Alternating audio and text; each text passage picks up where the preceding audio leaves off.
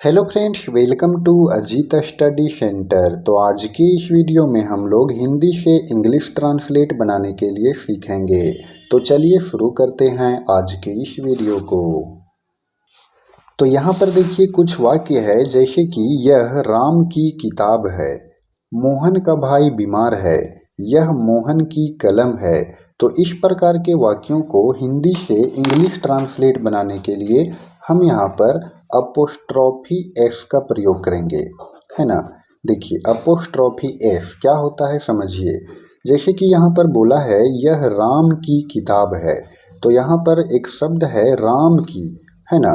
तो यहाँ पर देखिए राम लिख दिए और फिर अपोस्ट्रोफी लगा करके और एस लगा दिए, है ना। तो ये हो गया राम्स। तो राम्स का मतलब हो गया राम का या तो राम की। तो राम्स का मतलब हो गया राम का या तो राम की, है ना। तो ये देखिए यहाँ पर बोलता है कि यह राम की किताब है। तो यहाँ देखिए यह यहाँ पर क्या है, सब्जेक्ट में है, तो यह का इंग्लिश हो गया दिस। तो दिस लिख दिए। अब दिस के साथ जो है वो क्या प्रयोग होगा, कौन सा हेल्पिंग वर्ब लगेगा, इज लगेगा। तो दिस इज, फिर यहाँ पर क्या बोला राम की। तो अभी क्या बताए थे, राम की अगर रहे या तो राम का रहे तो राम लिख करके और अपोस्ट्रोफी एस लगाना है। तो ये हो गया राम्स। तो राम्स मतलब हो गया राम का, अपोस्ट्रोफी एस का मतलब समझ लीजिए का या तो की। तो दिस इज राम्स क्या है, तो ऑब्जेक्ट में देखिए है किताब, तो किताब का इंग्लिश हो जाएगा बुक और फिर फुल स्टॉप लगाएंगे। तो इस तरह से देखिए दिस इज राम्स बुक, यह राम की किताब है। सेकेंड है मोहन का भाई बीमार है, मोहन का भाई बीमार है। तो मोहन का, तो मोहन का मतलब कि मोहन लिखेंगे, पहले मोहन लिख दिए, उसके बाद अपोस्ट्रोफी एस।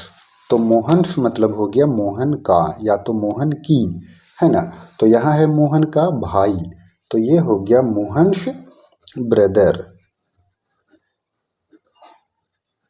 तो मोहन्स ब्रदर, है ना। तो ये सिंगुलर में है, इसीलिए प्रयोग करेंगे इज का, इज हेल्पिंग वर्ब लगा देंगे। तो मोहन्स ब्रदर इज क्या है, तो ऑब्जेक्ट में है बीमार है यानी कि इल और फिर फुल स्टॉप लगाएंगे। तो इस प्रकार से देखिए Mohan's brother is ill, Mohan का भाई बीमार है। चलिए अगला है यह मोहन की कलम है, यह मोहन की कलम है। तो यह यहाँ पर है सब्जेक्ट में, तो यह हो गया दिस, ठीक है। तो दिस के साथ प्रयोग करेंगे इज हेल्पिंग वर्ब का। तो दिस इज किसकी कलम है, तो मोहन की, यानी कि यहाँ हो गया मोहन और अपोस्ट्रोफी एस। तो दिस इज मोहन्स, फिर देखिए ऑब्जेक्ट में है कलम, कलम यानी कि पेन और फिर फुल स्टॉप लगाएंगे। तो इस प्रकार से दिस इज मोहन्स पेन, यह मोहन की कलम है। नेक्स्ट है सीता की गाय काली है, सीता की गाय काली है। तो देखिए सीता है यहाँ पर, तो लिखेंगे सीता, ठीक है। अब यहाँ पर सीता की यानी कि अपोस्ट्रोफी लगा करके एस लगाएंगे, तब हो गया सीताज। सीताज का मतलब हो गया सीता की। तो सीताज, उसके बाद गा, ये गाय, तो गाय का इंग्लिश काऊ। तो सीताज काऊ सिंगुलर में है तो इज लगाए। तो सीताज काऊ इज क्या है, तो काली है, काली का इंग्लिश हो जाएगा ब्लैक। तो ब्लैक लिखे और फिर फुल स्टॉप लगाएंगे। तो इस प्रकार से देखिए सीताज काऊ इज ब्लैक, यानी कि सीता की गाय काली है। ये हो गया इंग्लिश ट्रांसलेट। आगे है सोनम की बहनें बीमार हैं। तो सोनम की बहनें बीमार हैं, यानी कि यहाँ पर बहनें जो है वो प्लूरल में है। तो सोनम की बोला है पहले, तो लिखेंगे सोनम और फिर अपोस्ट्रोफी एस। तो ये हो गया सोनम्स, यानी कि सोनम की, सोनम्स। अब यहाँ देखिए बहनें, तो बहनें हैं यानी कि प्लूरल में है, तो लिखेंगे सिस्टर्स। यहाँ पर जो है सिस्टर्स वो प्लूरल में लिखना पड़ेगा क्योंकि यहाँ बहनें हैं, है ना। यहाँ पर जो है अपोस्ट्रोफी नहीं लगेगा क्योंकि ये सिंगुलर से प्लूरल बनाए हैं। सिस्टर का हो जाएगा सिस्टर्स। तो यहाँ देखिए सोनम्स सिस्टर्स। अब यहाँ पर देखिए क्या है, प्लूरल में है तो इज का प्रयोग तो नहीं करेंगे, किसका प्रयोग हो जाएगा अब, आर का।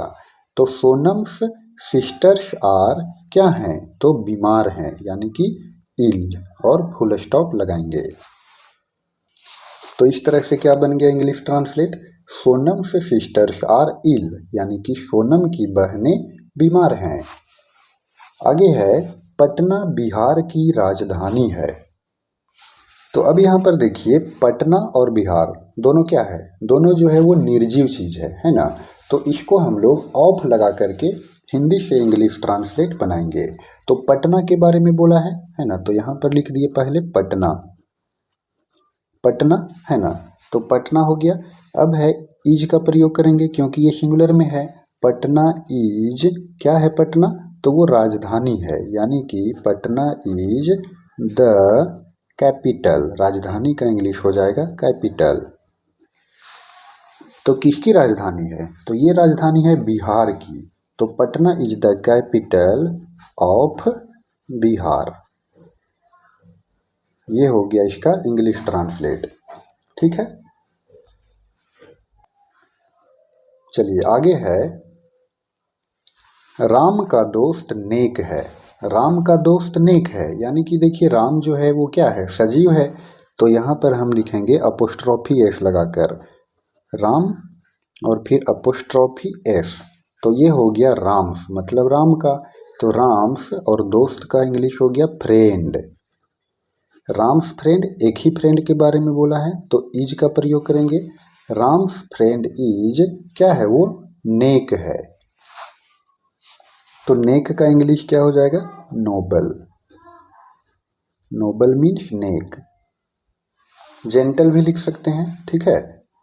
चलिए आगे है लता की आवाज मधुर है। तो लता की आवाज मधुर है ना। तो लता जो है वो सजीव है, नाम है तो, है ना। तो ये हो गया लताज, लता लिख के अपोस्ट्रोफी एफ। तो लताज मतलब लता की आवाज, आवाज का इंग्लिश होता है वॉइस। तो लताज वॉइस इज क्या है, मधुर है। मधुर का इंग्लिश हो जाएगा स्वीट, और फिर फुल स्टॉप लगाएंगे। तो इस तरह से देखिए लताज वॉइस इज स्वीट, यानी कि लता की आवाज मधुर है। तो फ्रेंड्स ये था 1 से लेकर 8 तक हिंदी से इंग्लिश ट्रांसलेट। तो आई होप कि आपको ये सभी वाक्य आपको अच्छे से समझ में आया होगा। तो अगर आपको ये वीडियो पसंद आया हो तो आप इस वीडियो को लाइक करें, और चैनल पर नए हों तो चैनल को सब्सक्राइब ज़रूर करें। धन्यवाद।